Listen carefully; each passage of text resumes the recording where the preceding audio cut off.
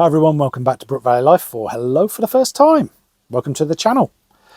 Today, second part of our build or setting up a recurve bow. Now we've put the riser, we put the limbs, and we put the string on, we checked the brace height, and we've checked the tiller. One thing I did forget to say about the tiller, and I've just completely forgot what I was going to say. What was it? Tiller. Oh, and what I was going to say about the tiller was that to adjust it, all you're going to do is move your limb bolts in slightly or take them out slightly. We didn't talk on how we do it, so it's the same as adjusting your draw weight, and you just, it's easier to show people. At the back here, you've got a little lock screw. You undo that. You can either wind in or wind out. What I would say is unstring your bow first. Last thing you want to do is undo this, turn this, and your limb pops off. So always de-string your bow or unstring your bow. Undo the little lock screw, and then with the Allen key in there, turn it one way or the other to change your tiller. Then restring again. But today, what are we talking about? We're talking about limb alignment. What do I mean by limb alignment? Well, does the string run down the center of the riser, of the limbs, all the way through? Because if your limbs are slightly bent or affected by weather, or you've got a bent riser, it's not the last thing in the world. You can actually adjust the riser left and right at the bottom here. So it'll do that. And you can actually align your limbs. On some risers, you've also got little shims you can put on either side. So the Hoyt Exceed, some other Hoyt bows, the Jungsing H7, the older version had it. They've now gone to non-adjustable. But you can actually twist the limb like that as well to get rid of any limb twist, any warping, or any thing that's causing it to be coming off center.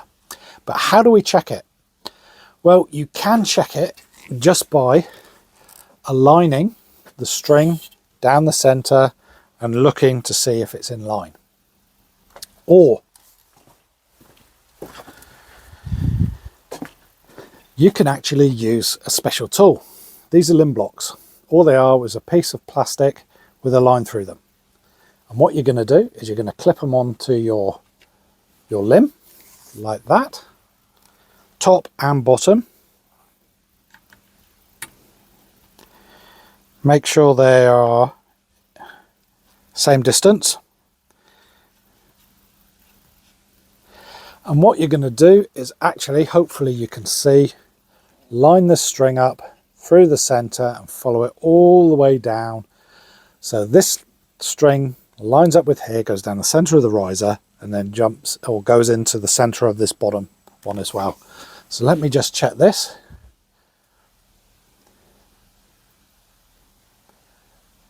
And all I'm checking is that the string is in the center of those two lines, goes down the center of the riser, and as it's going through the center of the riser, I'm lining it up with these two points here. One is a stabilizer or a damper hole or extra weight, and the other is your locking screw for your limb bolt. And this is perfectly aligned. I wouldn't think of anything else from Nika because their equipment is really, really good. I've only ever had to align one bow I've had. All the Hoyts I've had have been perfect. My toe point unison that I had was perfect straight out the box. I've got two Jungsing H7s, and one of those needed one of the limbs just to be moved across slightly, but that was easy. Now, if I had to realign the limb, what would I do? Well, I would undo one side, and that screw there, I would screw in. And what you're doing is actually moving this bottom bit across. Limb tip usually stays where it is, and it'll actually boop go like that. So if your limb is slightly like this, you can actually bring it back in line. Don't need to on this one because it's perfect, which is cool. That's how easy it is. Yep. How long did that take? 30 seconds. These limb alignment tools, I bought mine from AliExpress. They were like $1. You can get the actual ones from Biter, which are a little bit more. But I always like a bargain, and these things are just plastic. You can't go really wrong with them. And it can go on different size limbs as well. So hopefully you can see that. Yeah, it's got a small side and a thicker side, because some limbs are wider than others, and these ones are quite narrow, so they use a small version or small side. So what are we up to next? Well, we really need to set the center shot, but what do we need for that? Well, as you can see at the moment, we've got the limbs, the riser, the string. I do have an arrow rest on, which I put on before, and we know the string is aligned. So what we need to now put on is the button, or the plunger, cushion plunger, burger button, so many names for it. So let me go and get it.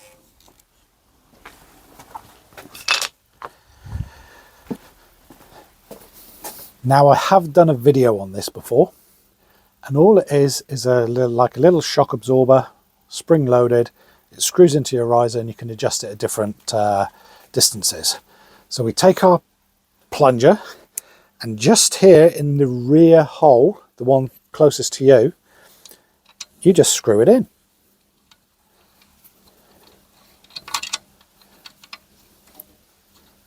I don't usually have a trouble getting it in the hole.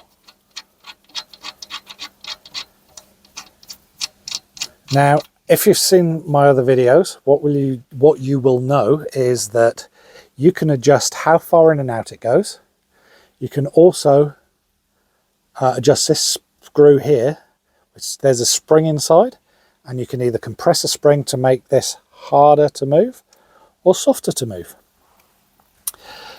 So that's in position. Yep. And you've got some Allen headed keys. Let me just do that.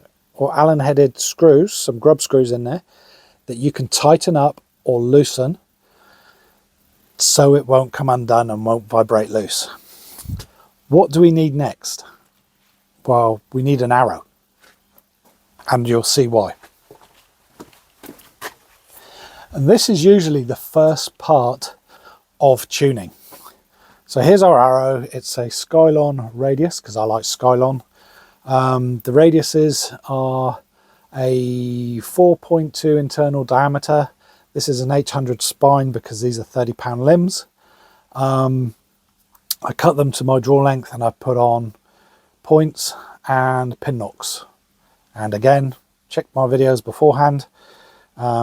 We've got some good videos showing what pins we use for target archery, and also when I say pins, what they are and what the knocks are and the different types. I always use pins to try and protect my arrows.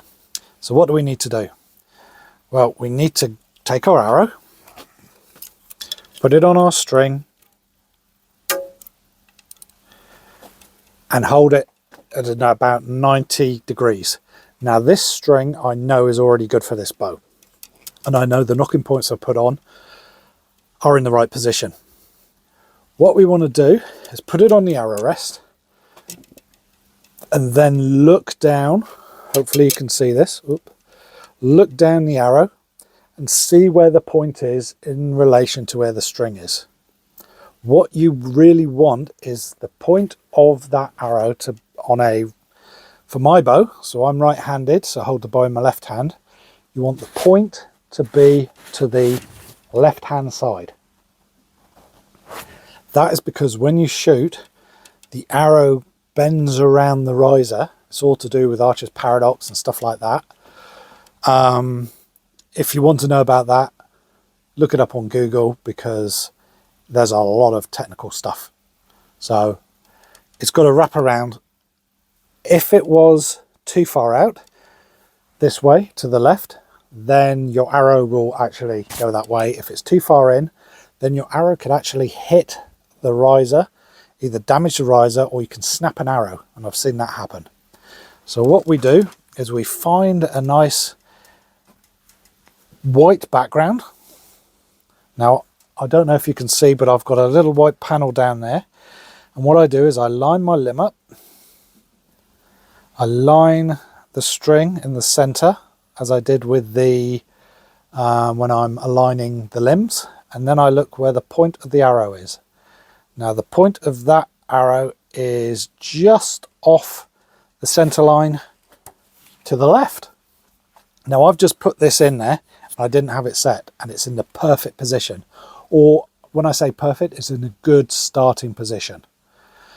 And that's all I want. You want a starting position that's going to be good. So when you do start shooting, you're only going to be shooting from about 3 to 5 meters away, that your arrows are actually going to hit the target and not veer off and you lose them straight away. So that is in a fantastic position. Happy where that is. And also, with your arrow rest, check where the wire is sitting. Is it sitting a long way out from the side of your arrow, or is it just sticking out maybe a millimeter or two? If it's sticking too far out, then as your arrow comes through, it may hit the fletchings and damage your fletchings. If it's too far in, your arrow will be falling off the rest all the time. So again, you need to find that sweet spot. I like these rests. You can adjust them in and out, as in where the arrow rest, the piece of wire is. And it is in an up direction with a small little hook on the end. I doubt whether you can see that, but yeah. So what we've done there now is we've made sure our limbs are aligned.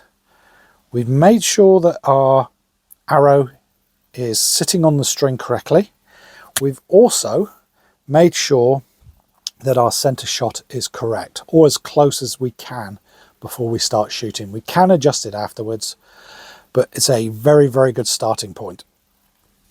What I didn't say was make sure you get the correct size nock for your string as well. And you'll notice when I put it on, it clipped on nicely and it will not fall off. In fact, that is slightly too tight because I've put new serving on here. Over time it will wear and it will just drop off when I tap it. So that is slightly tight at the moment, but I can live with that. I'd rather have it tight than loose. That's where we're going to end today's video. When we come back in the next one, we're going to look at putting on some extra peripherals. So clicker, sight, dampers, stabilizers.